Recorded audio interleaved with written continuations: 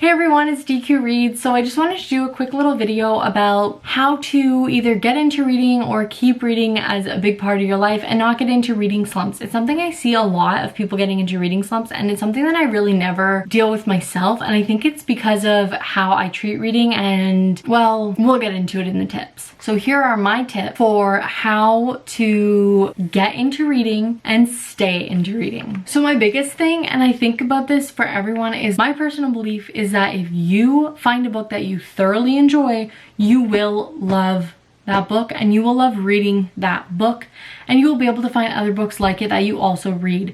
So this comes from tip number 1, which is don't just read 1 or 2 books and decide that you don't like reading in general. That's like the equivalent of watching one TV show, not liking it, and then saying, I don't like TV. Maybe you don't like TV. I think that everyone can like reading and get into reading, but I think I'm also really wrong with that. I do think that it's not something everyone will enjoy. Maybe it's not quick enough for everyone. They like the visual and the audio, whatever, I get that.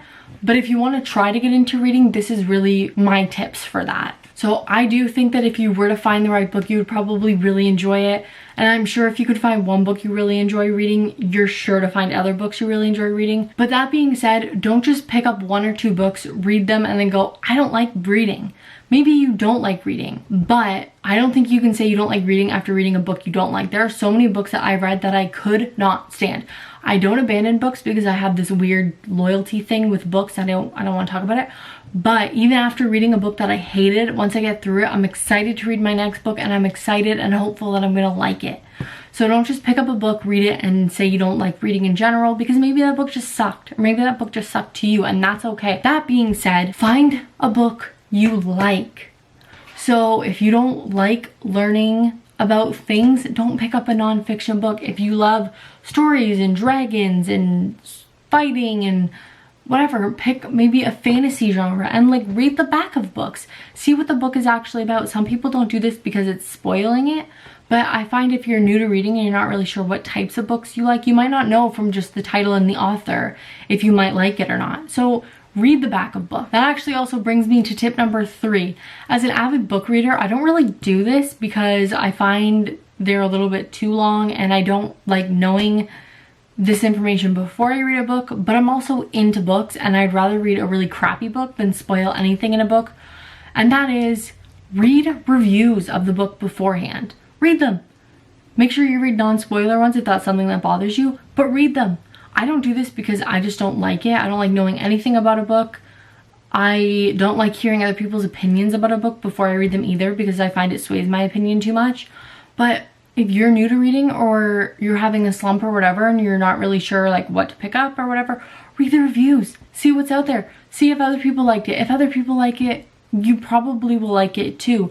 There tends to be a reason for this, which brings me to tip number 4. Read the books people won't shut up about. Yeah, I said it. There are books that people will not shut up about. I swear to God, this is true.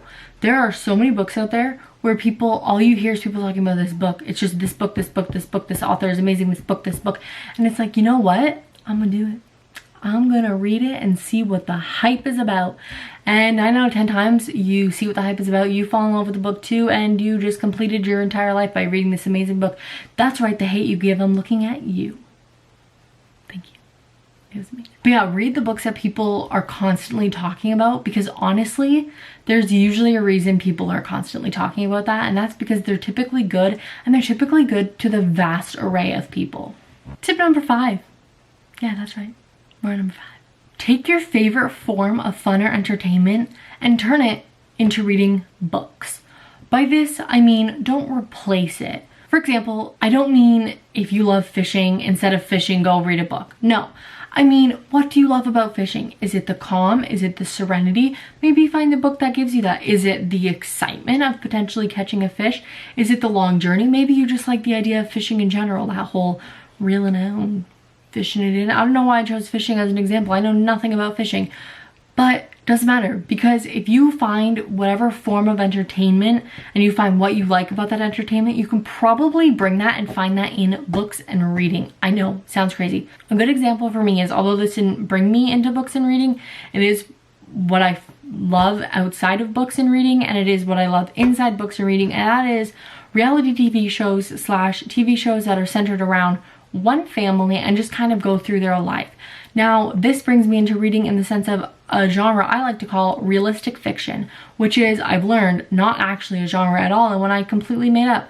But I basically just consider this a genre of basically what's going on in someone's life, or a glimpse into that family's life for so long, and just seeing what happens in that year, that day, that month, that whatever, and just seeing their life play out a little bit, having a little problem or a major problem in that little bit of time, and then it concluding, but real life happening at the same time. With that, I took my love of hearing stories of people's lives in reality TV and TV in general and put that into reading, and it's a way that I find entertainment in both, because I just find that entertaining. I love it so much. I love vlogs even. Like, I just love seeing people's lives. I also love playing The Sims because I get to play with people's lives. Not in like a sick way. I don't kill them. I take care of my Sims. And then finally, tip number 6. Yeah, I only have 6 tips. So this one's a little bit more for people that are already reading and kind of find they're in a reading slump, and that is work it into your schedule, because it will become a habit. For me, I read every night before bed. That's right, every night before bed. There are very few nights that I skip. And even recently, I was really tired and I didn't feel like reading the book I was currently reading. So I decided to open a poetry book and just to read a little bit of that. It's a quick, fun read. It's calming. It's peaceful to me. I enjoyed it, and it gave me that little bit of relaxing reading feeling. If you work it into your daily schedule, you're gonna get to a point where you feel lost without doing it. Even if you're not really feeling reading that day, you're still gonna wanna read because it just completes you and completes your day. Schedules are amazing for me. I love schedules and I love scheduling things. I know they're not for everyone, but if you're in a reading slump or you feel you're someone that just got into reading and might get into a reading slump, try carving out time every day or most days specifically for reading, and I'm sure that'll make a really big difference.